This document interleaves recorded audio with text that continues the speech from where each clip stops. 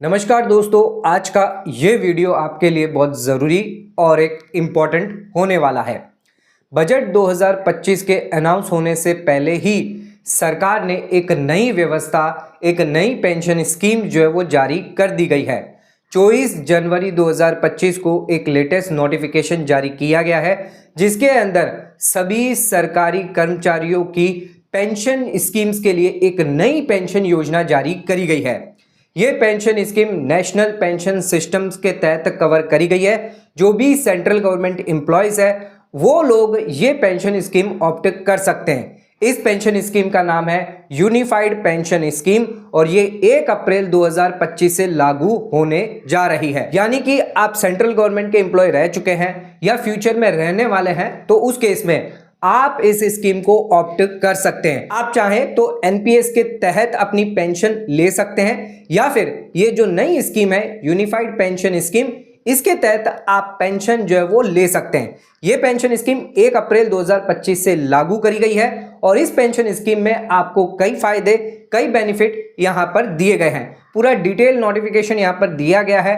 किन लोगों को यहां पर एप्लीकेशन कर सकते हैं, किन के लिए एलिजिबिलिटी है, क्या बेनिफिट आपको इस पेंशन स्कीम के तहत दिया जाएगा, इसी के साथ एग्जाम्पल के थ्रू समझाएंगे कितनी पेंशन आपको मंथली और कितना आपको लमसम अमाउंट दिया जाएगा। दोस्तों, आज का वीडियो बहुत इंपॉर्टेंट है। इस नोटिफिकेशन की पूरी जानकारी आज के इस वीडियो में कंप्लीट हम देने वाले हैं। दोस्तों, वीडियो को एंड तक जरूर देखें, वीडियो को बिल्कुल भी स्किप ना करें। चैनल पर नए हैं तो सब्सक्राइब करें और बेल आइकन पर नोटिफिकेशन पे क्लिक करें ताकि आपको आने वाले सभी नोटिफिकेशन रिगार्डिंग हमारे वीडियोस रेगुलरली मिलते रहें। आइए स्टार्ट करते अपना आज के वीडियो को बिना किसी देरी के।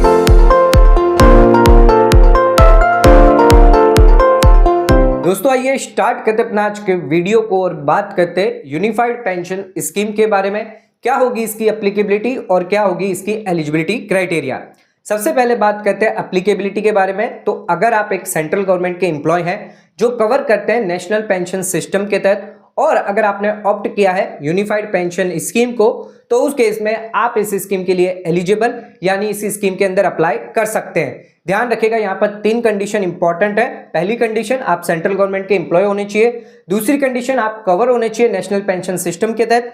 तीसरी कंडीशन, आपको ऑप्ट करना रहेगा यूपीएससी के तहत, तभी आप इस स्कीम का फायदा बेनिफिट ले सकते हैं।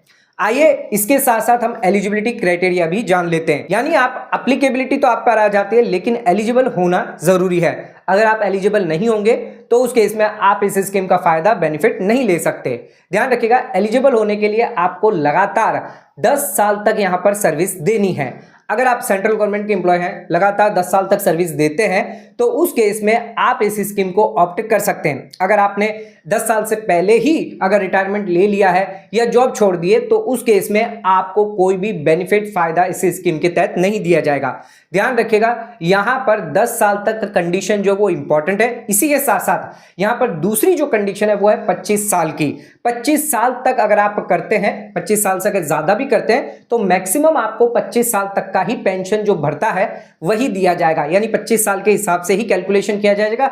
अगर आपने कहीं 35 साल दे दी, 30 साल दे दी, तो उस केस में 25 साल की जो रिटायरमेंट है वही यहां पर देखी जाए। कैलकुलेशन है वो 25 साल के हिसाब से ही देखा जाएगा। 25 साल के हिसाब से आपको पेंशन भरता दिया जाएगा। इसी के साथ तक कौन यहां पर एलिजिबल नहीं होंगे? जिन लोगों को निकाल दिया है, रिमूवल कर दिया गया है या डिसमिस कर दिया गया है जॉब से, जिन पर पेनल्टी लगाई गई है सेंट्रल सिविल सर्विस के तहत, या फिर जिन लोगों ने अपना रेजिग्नेशन दे दिया है, ऐसे एम्प्लॉय को यहां पर यूनिफाइड पेंशन स्कीम के तहत अलाउ नहीं किया जाएगा।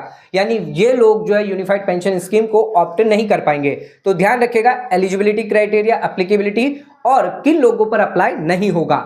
अब बात करते हैं इसके बेनिफिट, फायदे के बारे में। कितनी पेंशन, कितना लमसम आपको दिया जाएगा। कहते हैं बेनिफिट के बारे में, फीचर्स के बारे में यूनिफाइड पेंशन स्कीम को लेकर।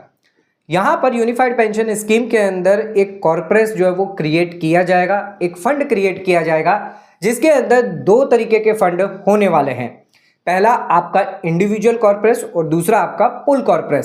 जो इंडिविजुअल कॉर्पोरेट होगा जिसके अंदर एम्प्लॉय और सेंट्रल गवर्नमेंट खुद 10% कंट्रीब्यूशन करने वाली है आपकी बेसिक पे प्लस डीए का। ध्यान रखिएगा, यहां पर दोनों ही 10-10% जो है कंट्रीब्यूशन किया जाएगा, जिसके तहत आपका इंडिविजुअल जो कॉर्पोरेट है वो क्रिएट हो जाएगा।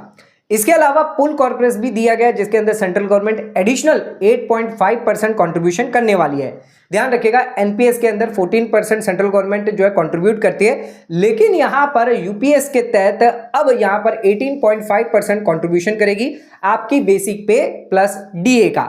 तो यहां पर ज्यादा फायदा, ज्यादा बेनिफिट आपको यूपीएस के तहत दिया जाएगा।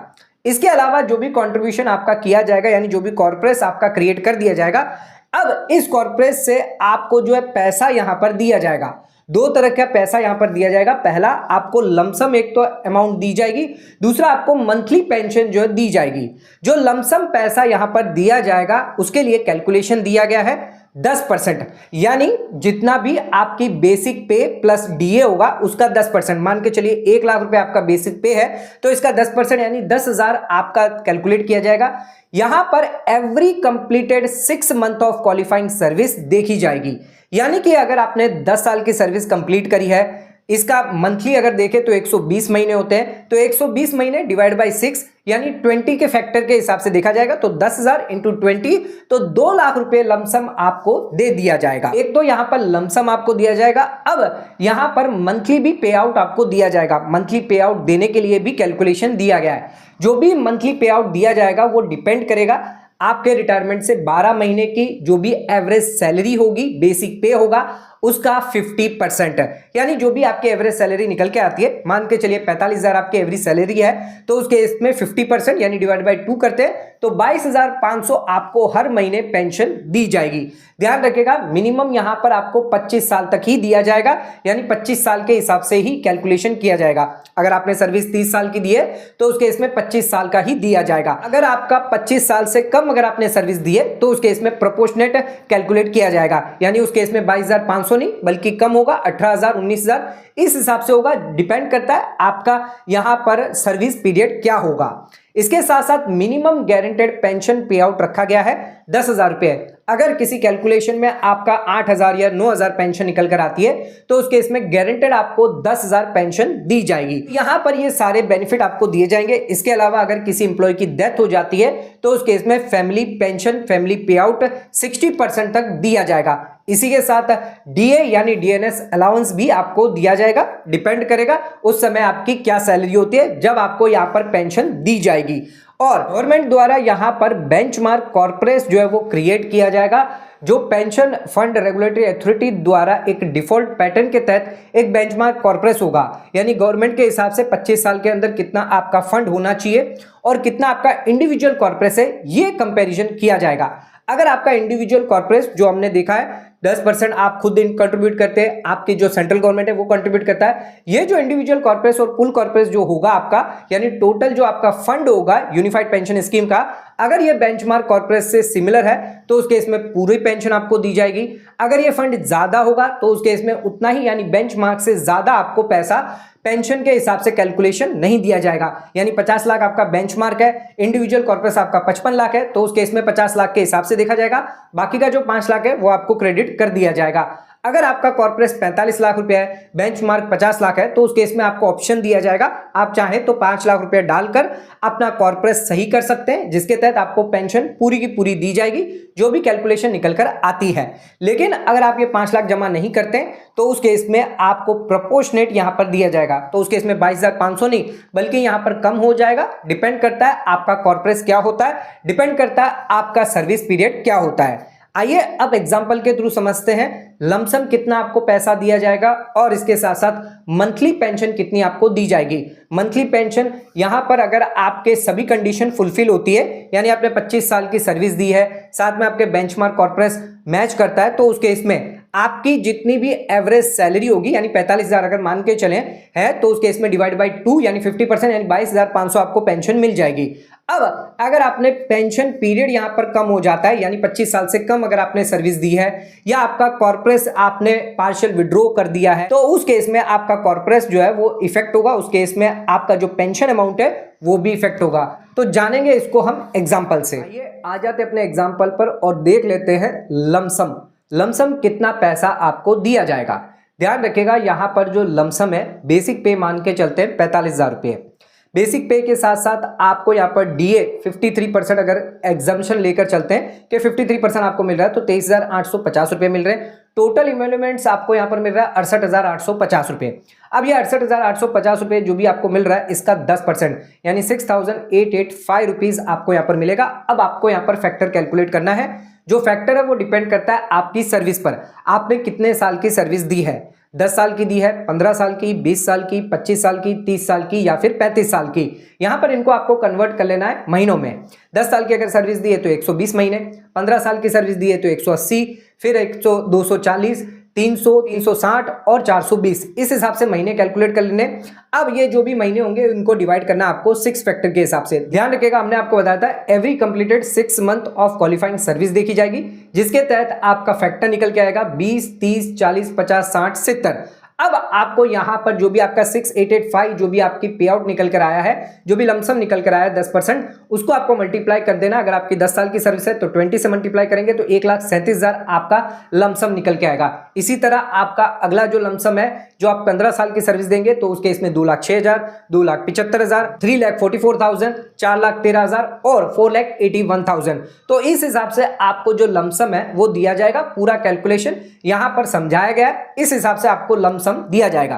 आइए अब देख लेते हैं मंथली पे आउट, मंथली कैसे आपको पेंशन दी जाएगी।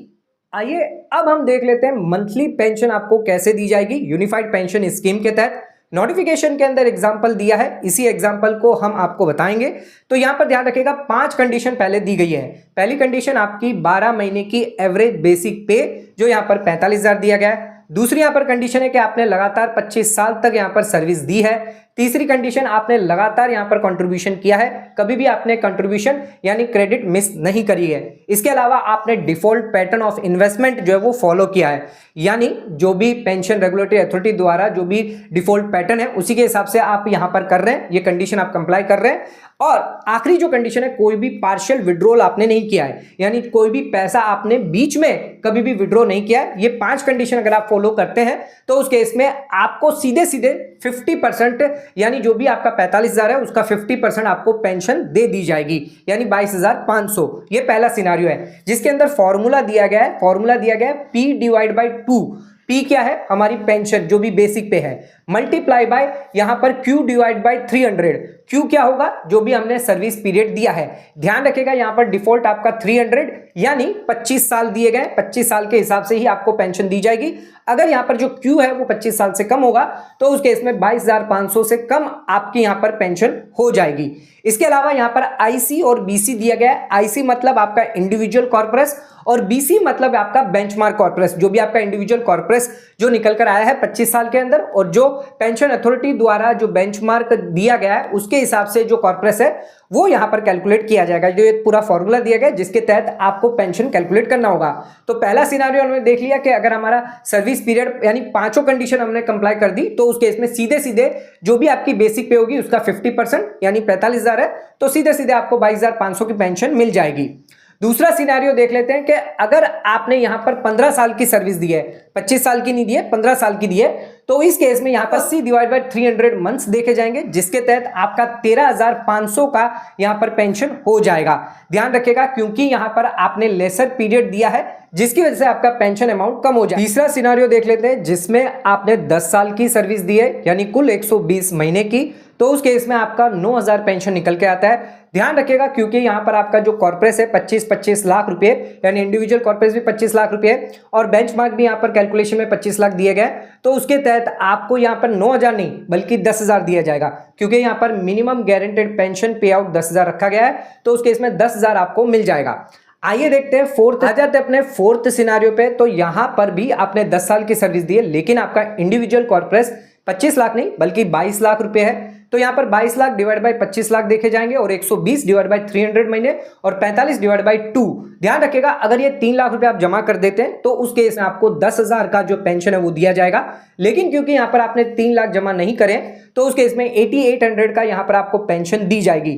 8800 प्लस DA जो है वो पेंशन आपको दी जाएगी। यहां पर आपको मिनिमम 10,000 नहीं दिया जाएगा। तो ध्यान रखिएगा अगर आपका कॉर्पोरेस कम होता है इंडिविजुअल तो उस केस में आपको यहाँ पर 10,000 का फायदा नहीं दिया जाएगा। नेक्स्ट सिनेरियो देखते हैं जिसमें आपका इंडिविजुअल कॉर्पोरेट 40 लाख हो जाता है या 45 लाख हो जाता है, तो उस केस में आपकी कितनी पेंशन निकल कर आ जाती है।